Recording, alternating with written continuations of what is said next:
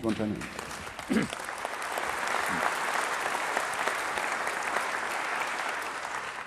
I just simply add this, George.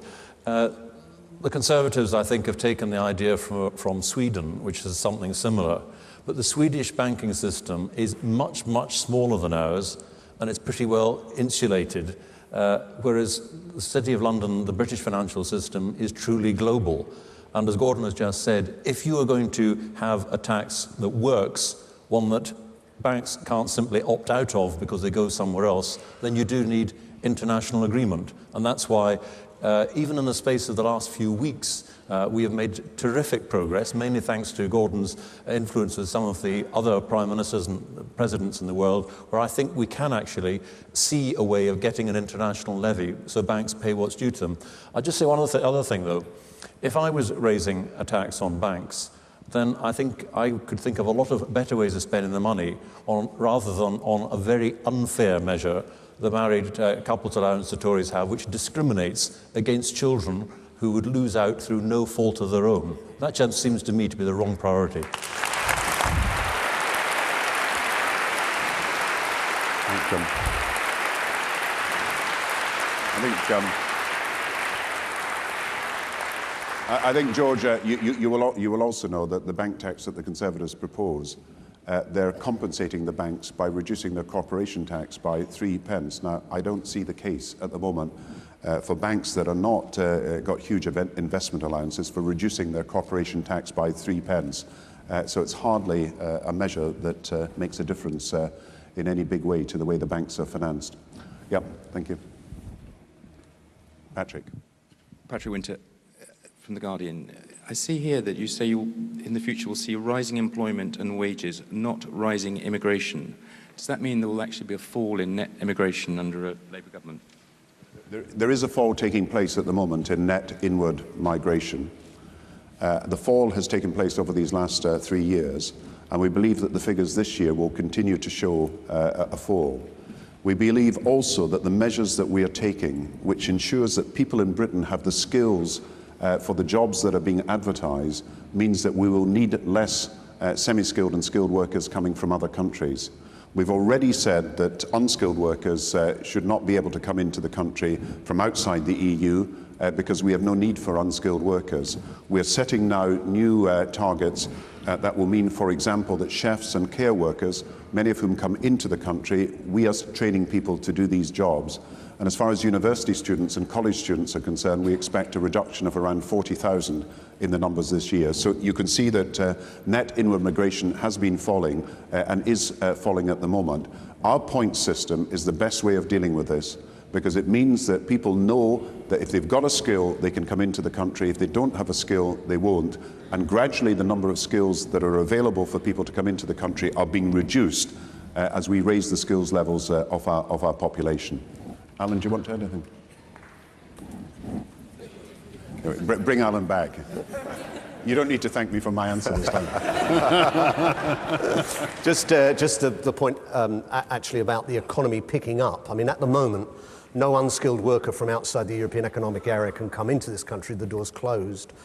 For those coming in to take skilled jobs, the job has to be advertised in Job Centre Plus for 4 weeks. But the important point we're making there is as the economy picks up, we're now able to identify those skills shortages, and working with the sector skills councils, the business people that represent every sector in the economy, we can prepare for the future. So what we're saying is this is not just a procedure that's proper and right and effective during an economic downturn. It actually helps us to get the skills we need when the economy picks up as well. It is the point system that's giving the tough control over migration in this country, and I think people recognise that it's a fair system that deals with the needs for skills while at the same time deals with the training of young people in this country to get the jobs that are available. Yeah.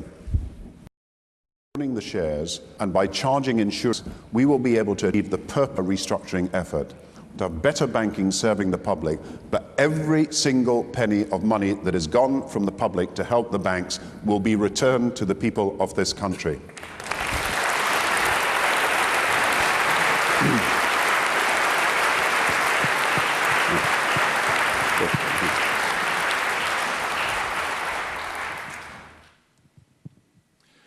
Graham Graham Wilson from The Sun. Prime Minister, are you...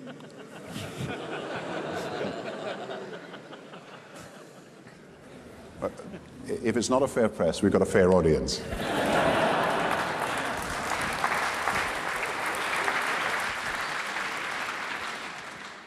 Prime Minister, are you going to take this opportunity to apologise to women suffering from breast cancer who've been very distressed by some of the leaflets they've received from the Labour Party? Let us be absolutely clear that no personal health information about any voter is known to us. And therefore, we did not send leaflets based on any knowledge of anybody's personal health information. But I do say it's right to tell the public about what we're doing to tackle cancer. And I do say it's right to tell...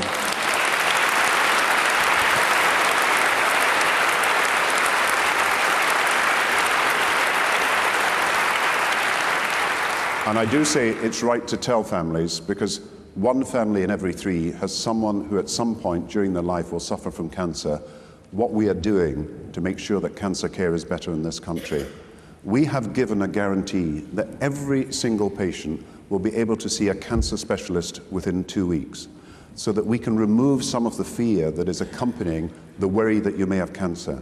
We are also giving a new pledge in this new Parliament, paid for by the money we put into the National Health Service, that anyone who wants and has to have a diagnosis will get that diagnosis done within a week. Perhaps the diagnostic test done in the same day and the results given in the same day, because we are moving a lot of the diagnostic treatment into the community and out of the hospital. Now, I believe over the last few years, as a result of cancer screening, and as a result of the 2-week requirement that a specialist must be available to see you, that is one of the reasons why the rates of survival for breast cancer, as for bowel cancer in this country, are now above 90% for those who get the diagnostic test early and for those who get the screening. And we want to do more in the future. So we will make people aware that there's a huge difference between our promise of a personal guarantee to people suffering or fearing cancer and the Conservative Party, which refuses to make even now this guarantee that we are giving to cancer patients in this country. That is a big choice that people have at this election. We know where we stand.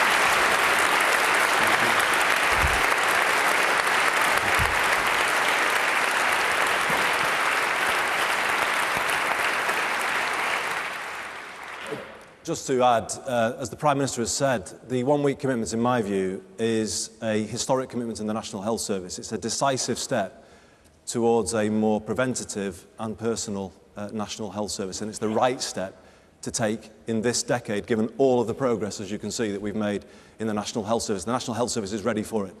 And Andrew Lansley is quoted this morning in the newspapers saying that speed isn't all that matters when it comes to cancer. Well, I beg to differ. I think there isn't a family in the country who, if they're worried about cancer, when they get to the door of the NHS, they want immediate access to those test results.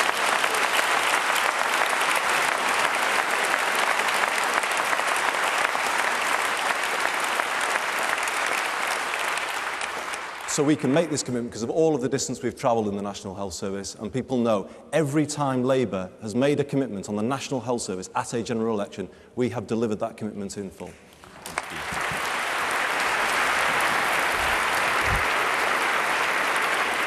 And let me say we will be happy to debate every single day of this campaign our commitment to the National Health Service and the guarantees we make against a Conservative Party that refuses to make any of these guarantees to the people of this country.